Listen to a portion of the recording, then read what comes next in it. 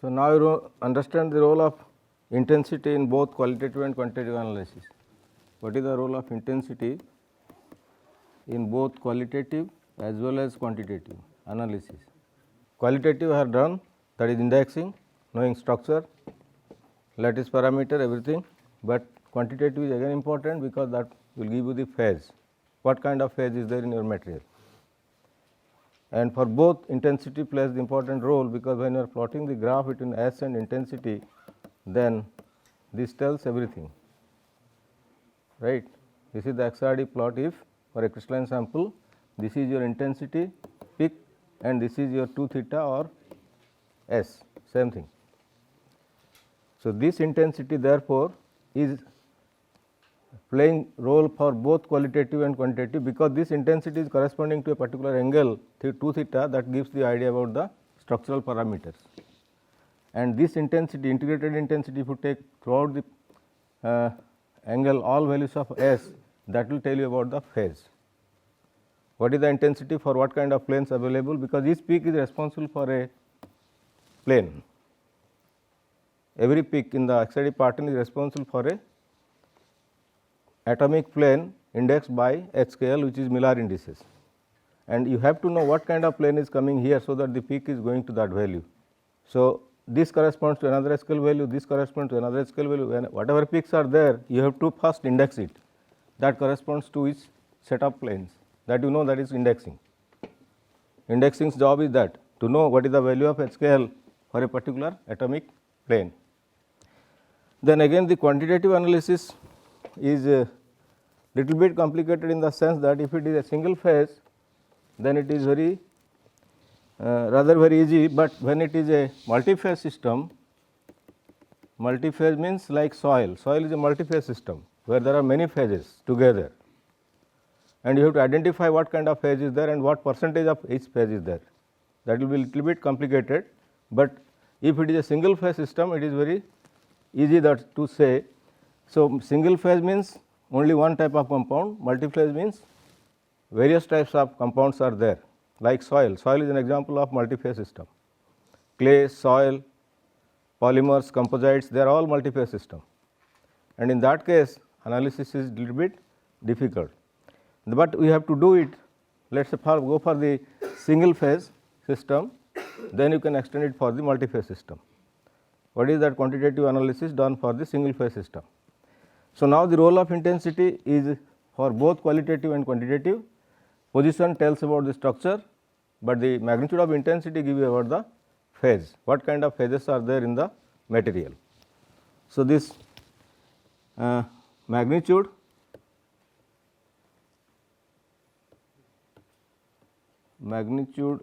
of intensity is responsible for phase, that is quantitative, but position of intensities, position of peak, that is the intensity value, will give you an idea about the structure. So, these two are equally important for characterizing any material, both you should know the structure as well as the phase. So, structural part, that is called as your indexing, already you have learned, and this quantitative part now we are going to learn. What is that phase analysis? But first we will go for the single phase, then we will try for the multi-phase system. So, then now I told you to understand why the orientations are important for powder diffraction, right. Yesterday I told, have you got any idea on that? If you take a material, let us say crystallites are there, but all the atomic planes are parallel to each other. Another set of planes are there where they are oriented in different orientation, like this. Then what is the difference between these two? This is powdered, this is not powdered. Here also you will get 2 theta value. Now, 2 theta value is one part, but the other part is very important.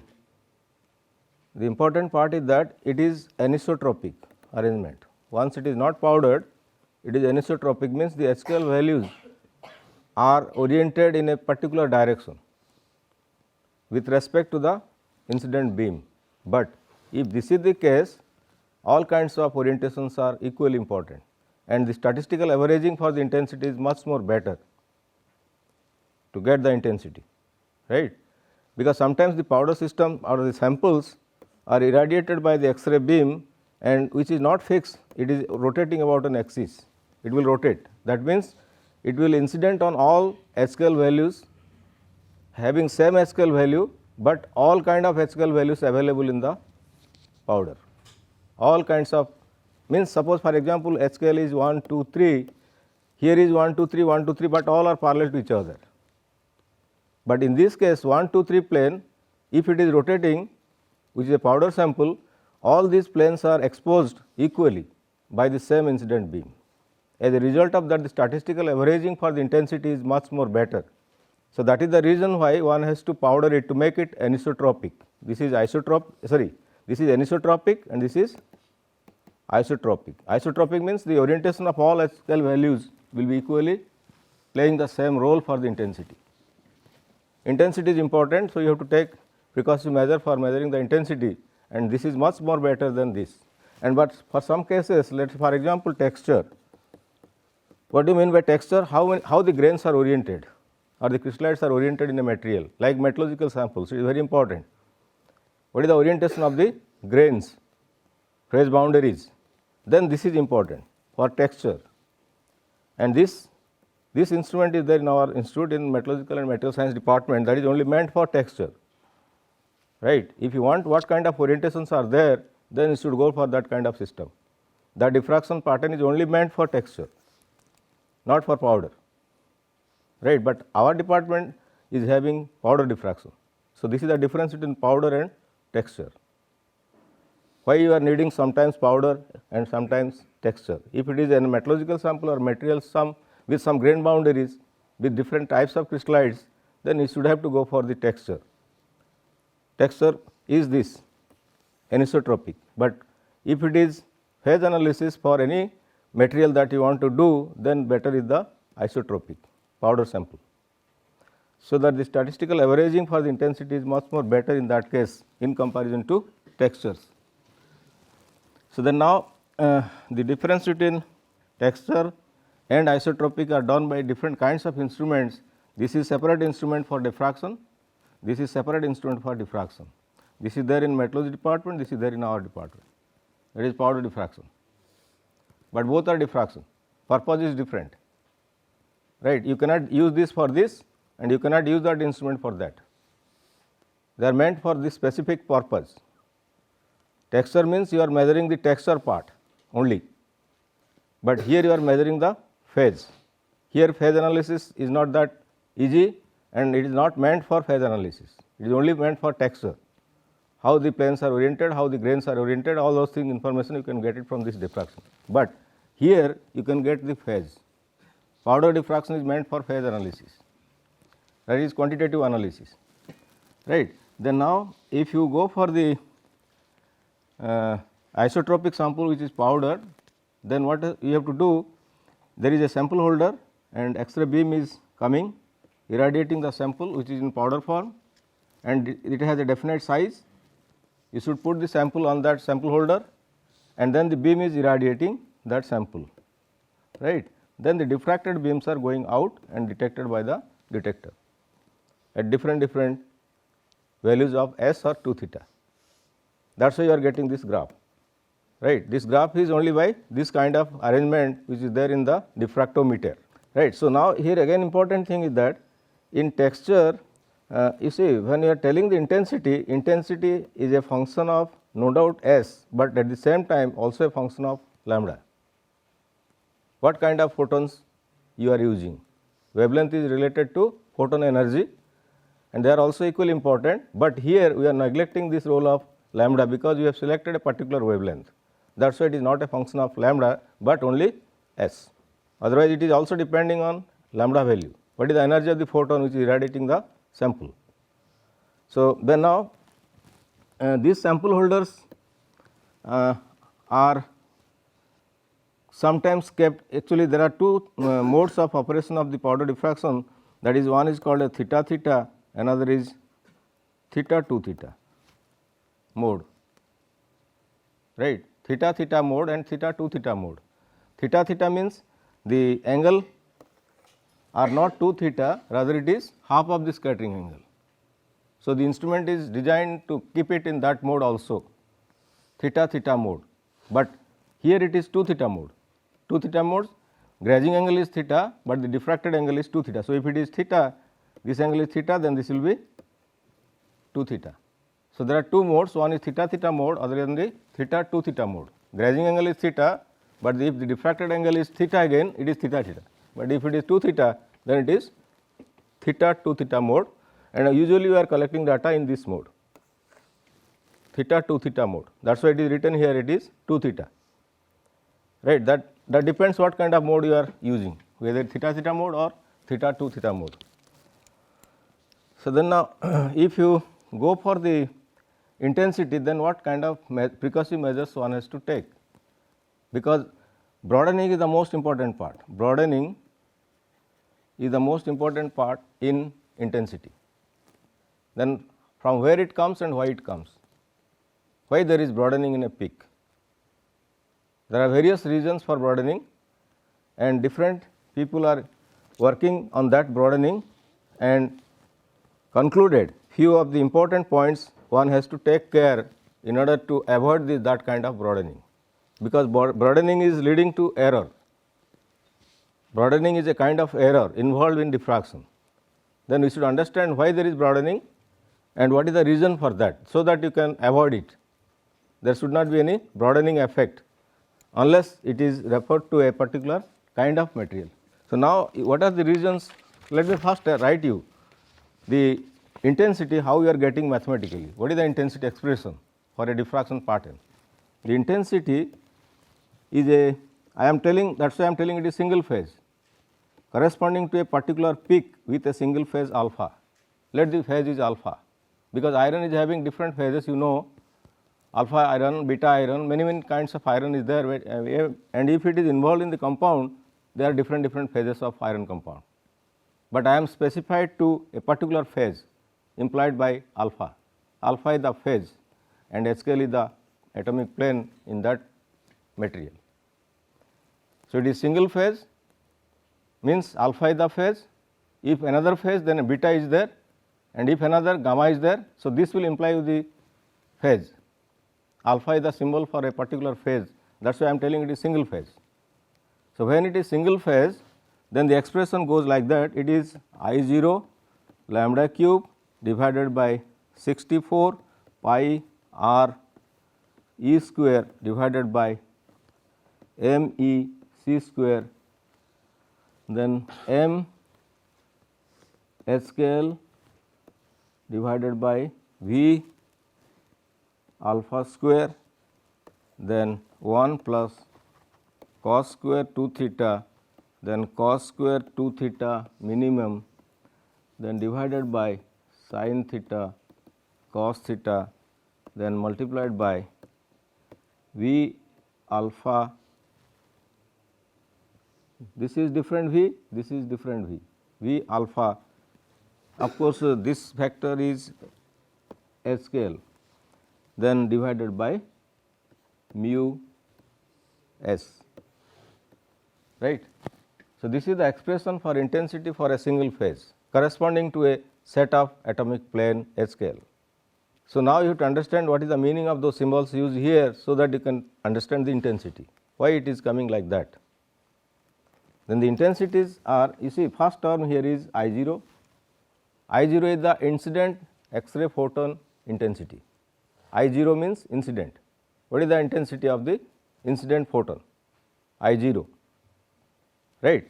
Then that I told you about this thing. What is IHCl alpha? The intensity corresponding to a phase alpha with a atomic plane with Miller indices HKL, right. Then R is the distance, this R, distance from sample to detector. At what distance your detector is there with respect to the sample? Sample to detector distance is R. Then lambda is the X-ray wavelength, this lambda. Then m HKL and this E square by m E c square is a factor called as the square of the classical electron radius. square of the classical electron radius, because electrons are responsible for scattering or diffraction. So, that part is E square divided by m E c square. Then mu s, this one, this is mu s, is the linear absorption coefficient of the material, that you know. Mu s is the linear absorption coefficient of the material. Then V alpha is the volume fraction of this V alpha, volume fraction of that phase alpha, right, volume fraction of that phase alpha present in your material. Then m HKL is the multiplicity of reflection of HKL plane, this one. You are taking HKL plane, so what is the multiplicity? How many types of or how many sets of that plane is available in the material exposed to X-ray beam? So, that is called as the multiplicity of the reflection of HKL plane in phase alpha. Then 0, this is the polarization factor. You know, electromagnetic wave has polarization, and that comes from the polarization factor, the whole bracketed term corresponding to that atomic plane with Miller indices SKL. Then this V alpha is the volume fraction of unit cell of that phase, small v alpha. This is different, this is different. So, this is the volume fraction of the unit cell of that phase, right. This is the volume of the unit cell, but this is the volume fraction of phase. This is the volume fraction of the phase alpha, but this small v alpha is the volume fraction of the unit cell of the phase alpha. They are different, not same. Then 2 theta minimum is the minimum angle from where the data is collected, 2 theta minimum, and rest 2 theta you know, right. 2 theta is the value of S that varies, or 2 theta varies. Then what is this F SKL alpha, this one? Where is that factor? Yes, yes, I left another factor here, that is F SKL alpha. This is magnitude, mode, right. Sorry, it is a square. It is here in this term. You multiply it here. That term is there. So, what that factor is? It is the structure factor that you know. What is structure factor, right? Or it is called as also Horn factor. Horn factor, right? Structure factor of reflection of which plane? SKL plane. That is why it is SKL, and for phase alpha. So, these are all responsible factors coming into picture for measuring the intensity, right. So, you should have to take care, if anywhere any thing comes into error, then your intensity is erratic and analysis will be difficult, right. But out of these all factors, few are constants, we do not have any control over them, but few are under our control, right.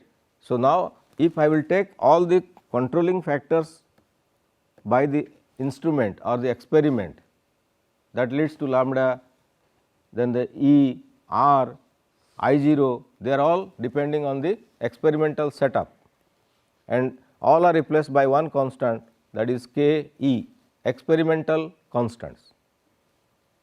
Once it is fixed, right, you can never change it during the diffraction process. So, that constant is called as experimental constant, K E. Then similarly, another constant is also there, that is corresponding to HKL plane and alpha.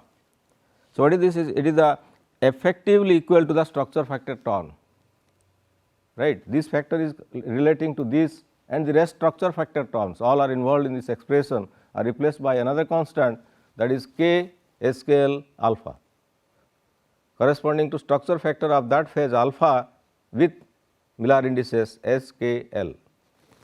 Then another factor, that is X alpha divided by rho alpha, then mu by rho S.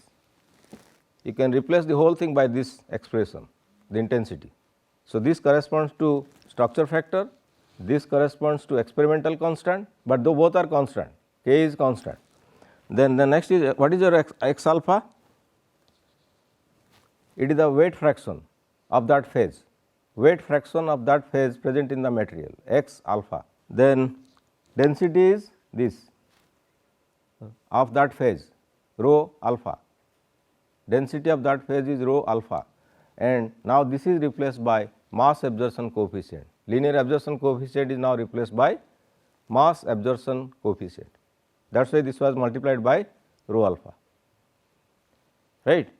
So, now the main part here, you see these things are sample related constant, with respect to a sample that is constant, this is experimental constant, and this volume fraction is again relevant to this mass absorption coefficient, because structure factor is involved there also, and this is the density is fixed for that phase, that one can calculate, right.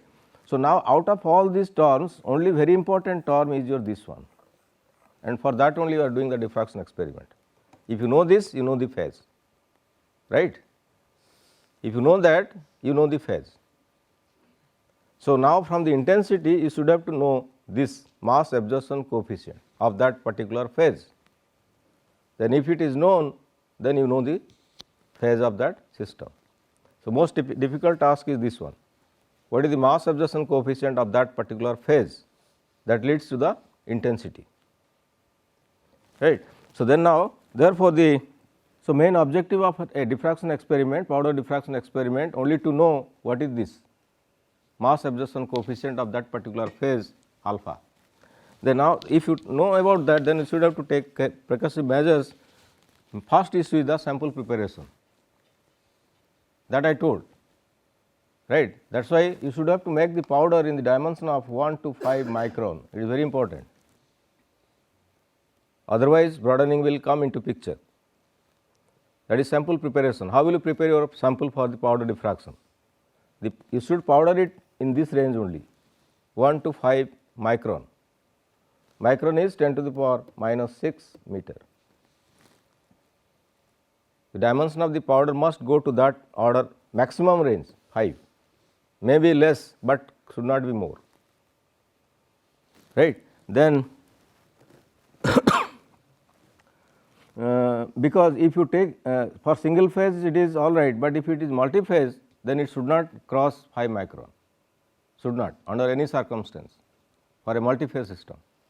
Then now the question is next slide, how to measure the intensity or measurement of line intensity. Now, when you are telling it is a diffraction pattern, no doubt it is a line, right, it is 2 theta, this is intensity. If the peak is sharp, it is just a straight line, unless there is any broadening, right, and if it is crystalline, then it should be a straight line. That is why it is called as line intensity, line intensity, like these lines you will get. If there is no broadening, you should get in this way. Then now various factors are of course controlling this line intensity, that you have to know why there is broadening, for what reason it is coming into picture, unless it is line. If that is not line, but it is coming like this, that means there is broadening at that position, right. Instead of straight line, it comes to broadening. Then you have to know what is the reason for that, why there is broadening at that position, because ultimately these are all intensities, right. If broadening is there, there are various reasons for broadening, then that is why the 2 theta value is varying around that particular angle. Instead of coming straight, it is coming like broadening. So, why then this intensity is varying in that way? So, what are the various factors that depends or controls that intensity, you should have to understand. That is the structure sensitive. You see, when I am telling, write in tabular form, so that it will be easy to know what are the factors affecting that. These are the factors, and here you take the parameters, right. What are the factors controlling that kind of broadening, and what parameters are affecting that factor. So, the first factor is structure sensitive, it is related to structure of the system or the phase, what kind of phase is there. So, that is called as structure sensitive, that leads to broadening also. Then the parameters are atomic structure factor, on that it depends, then structure factor, that is form factor, you can tell structure factor or form factor,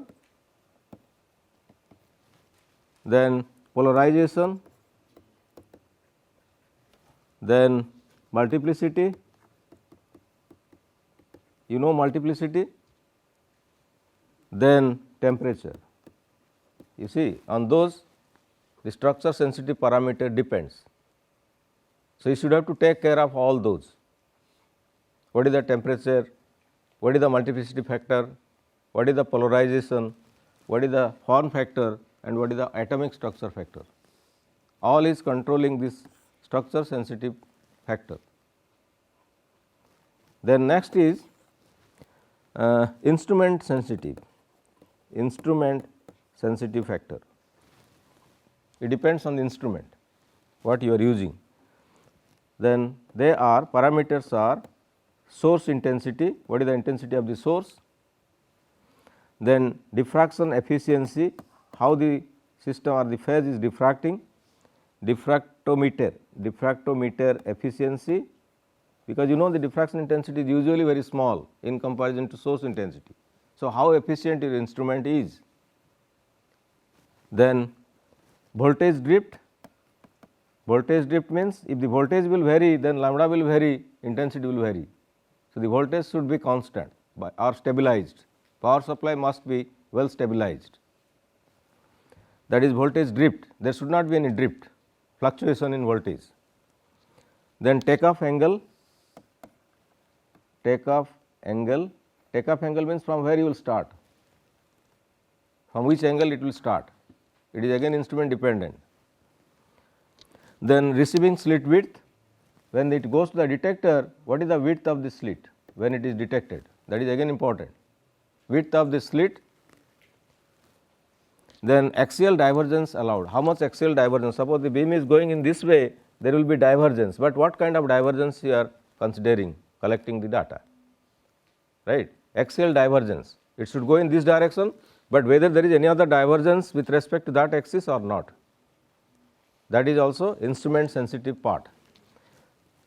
Then this is it has two parts, this is A and B is again there, that is called as, actually why it is A and B, one is called as absolute intensity and this is relative, right. That is why it is categorized as A and B, absolute intensity and relative intensity. So, then now what is the difference between absolute and relative? See, you know what is the unit of intensity? It is a physical quantity, right. So, what is the unit?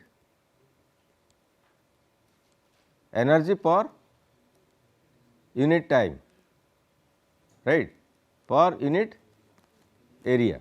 So, accordingly what will the unit, or watt per meter square, right. The unit of intensity is watt per meter square, and if you are measuring the intensity in that, then it is absolute intensity, right, that is called as the absolute intensity. But when you are measuring the intensity in a diffraction pattern, in what unit you are measuring? It is AU, it is generally written, you might have marked AU, that is arbitrary units, So, mark the difference. The pattern will tell you what kind of intensity you are measuring. If the unit is watt per meter square, it is absolute, but if it is arbitrary unit AU, then it is relative. Relative means, suppose for example, this is the intensity, it is accepted to be 100%. With respect to that, what is the next, what is the next, what is the next, that is relative, arbitrary unit, right. So, highest peak is considered to be 100%. With respect to that, how the intensity goes down or goes up? It cannot be go up because the maximum intensity is 100%. So, with respect to that, what is the intensity of the other peaks? They are called as relative intensity.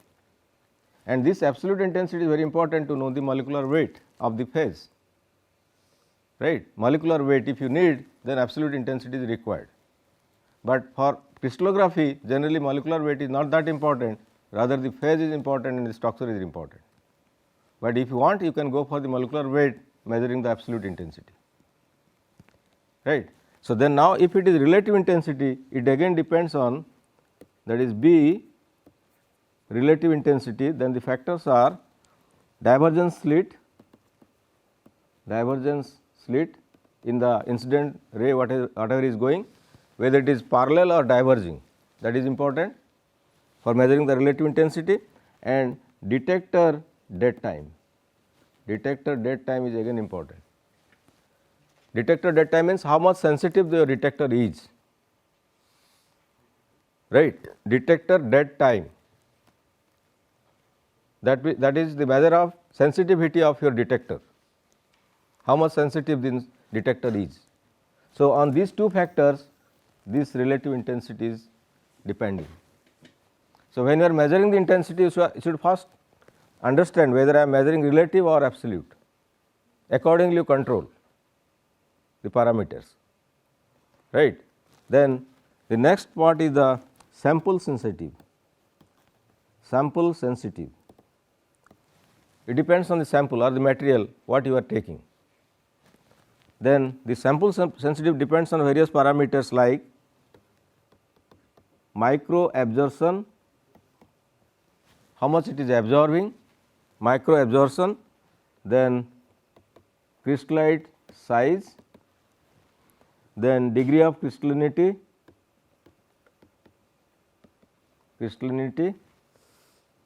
then residual stress,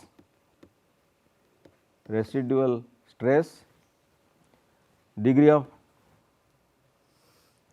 particle overlapping, and particle orientation. These are the parameters which are sample sensitive. So, when you are taking a sample, you should take care of all those parameters. What kind of sample you are considering? Then next is measurement sensitive.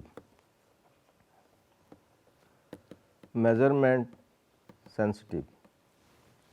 So, this again depends on method of peak area measurement, then degree of peak overlapping,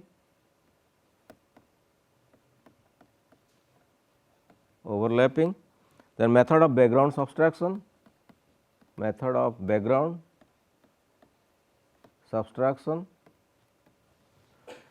then K alpha 2 stripping or not, whether it is stripped out or not, then degree of data smoothing.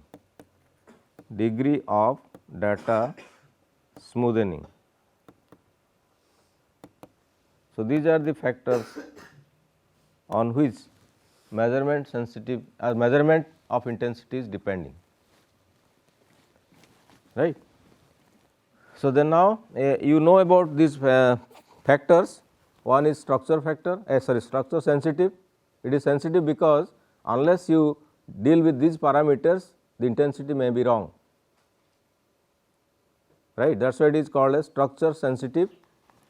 Then instrument sensitive, again for absolute and relative, on these factors the intensity will depend.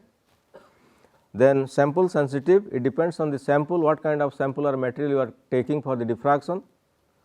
And the last one, but this measurement sensitive, how you are measuring your data,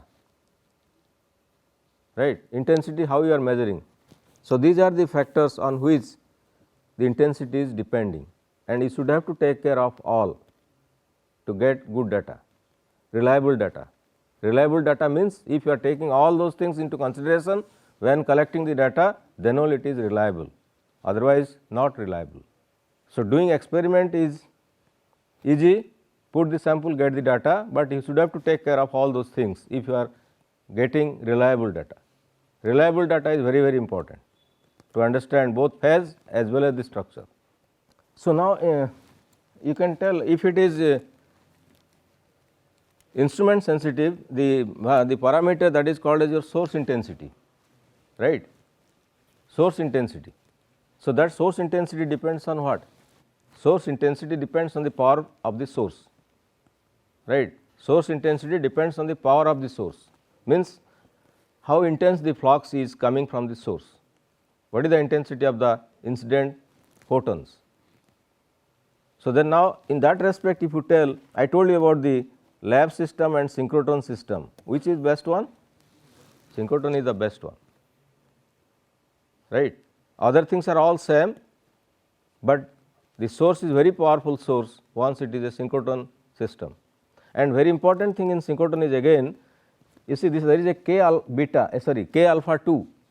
What is that k alpha 2? If you take copper, there is k alpha and alpha 1 and k alpha 2. Two lines are very close with different wavelength, right.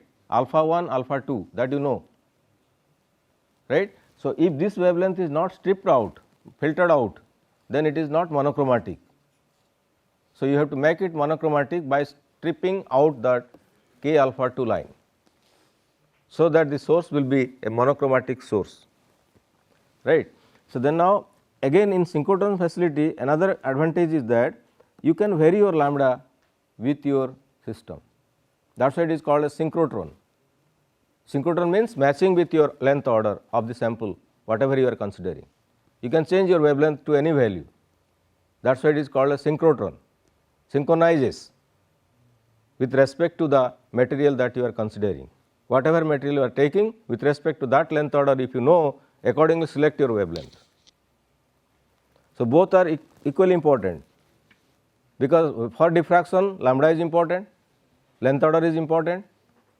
So, you change your lambda as per the length order available inside the material, and flux is obviously very high in comparison to lab system, right. So, that way synchrotron is helping us in both the ways. You can do any diffraction with any order length, because you can vary your lambda, right. Go on changing the wavelength and see. Suppose for example, there is copper k alpha radiation, you do the diffraction experiment, then with copper k alpha 2 radiation, again you do the same experiment, but the parameters are remaining same or different. Lattice parameters will remain same or different? Obviously same, right, it should be same. So, in that way you vary the wavelength, repeat it for 5-6 times, then you find out the averaging structure factor, lattice parameter, right. So, that to confirm what kind of structure and what kind of phases are present in your sample, because this is just like repeating, you are repeating with different radiation, and that is easy for synchrotron, but not that easy for lab system. Lab system is usually meant for a single wavelength, which you can never vary, but in synchrotron you can vary. Whatever wavelength you need, you can get it. So, accordingly you can design the experiment for the diffraction or scattering. So, these are few advantages, and you should have to take care of all those factors to get the reliable data. Then another important thing that you have to take care is that what do you mean by strain and stress in a sample? Is it there all the time or not there? Stress and strain. Stress and strain. Even if it is a crystalline sample, whether the stress and strains are there or not. Let this sample is a crystalline sample and you are going for diffraction, then strain and stress are important because they are responsible for the broadening also. If there is broadening, it may be due to stress and strain present in the crystallites.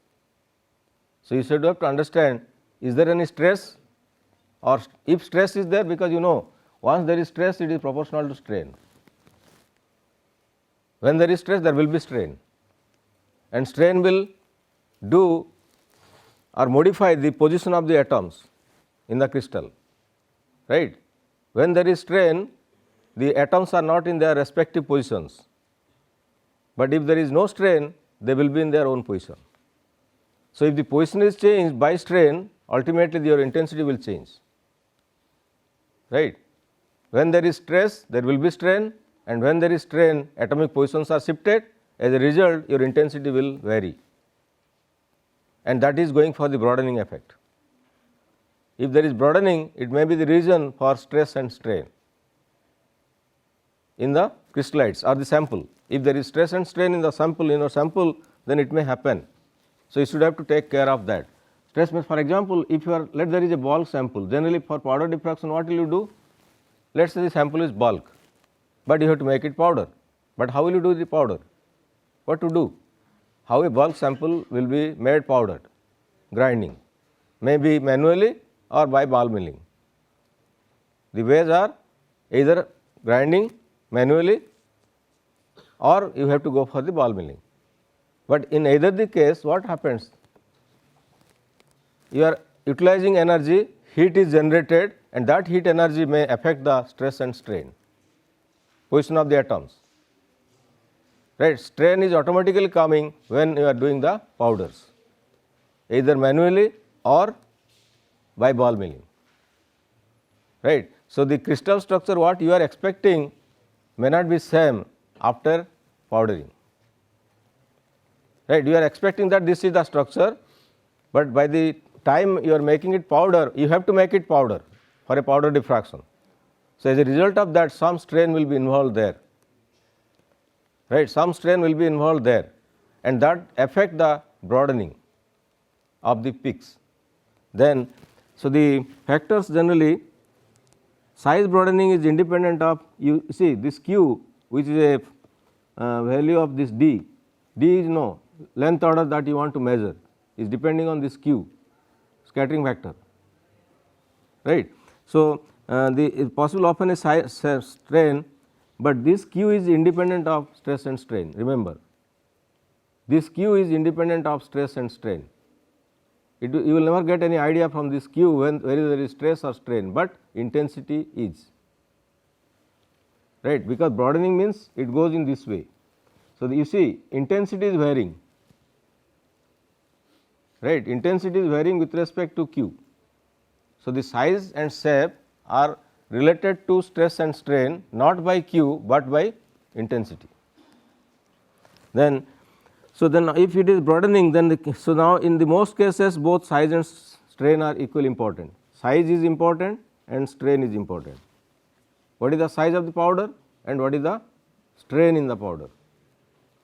And they can be done in this way: B cos theta equal to K lambda divided by D plus eta sin theta. So, this eta is the strain that you have to know, right? Eta is the strain, and then what is this B and what is this cos theta? Suppose for example, this is a peak, then this is the peak position, then this is the, what is this length? This is your B value. Full width half maxima, full width half maxima, right. If there is broadening, you should have to know it by a formula called a Divisor's formula.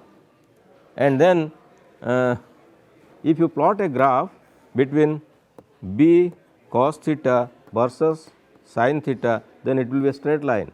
It will give you a straight line and the slope will give you eta. What is the strain? And this intercept will give you this constant value, that is K lambda by D. K is constant, lambda is constant, but you will have the idea about the D. What is the length order you are going to do with that sample? So, therefore, both size and strain effects are neutralized. If you can know eta, you remove it out, but you should know whether there is strain or not. Right. Now, knowing the strain, you can tell I can take care of that strain, and knowing this D, whether the length order is resolvable by this diffractometer or not. So, both size and shape are equally important, because you see when you are telling the Divisor's formula, I told you about this Q value. What is this Q? It is nothing but your G SKL vector, that is nothing but twice K sin theta, and it is nothing but equal to 4 pi sin theta by lambda, that you know, I told you, right. Reciprocal space vector, because it is momentum transfer. So, you are going to reciprocal space and the intensity is all the time there in reciprocal space, right. So, then now if you tell that formula, what is called the Debye-Syrus formula? Debye-Syrus formula will give you the idea about what? Size of the crystallites, right? And in this formula both are involved. Debye-Syrus formula as well as Debye-Syrus formula is for size, but for strain another formula is there, combining together you are getting this formula. So, both strain and size effects are eliminated plotting this graph,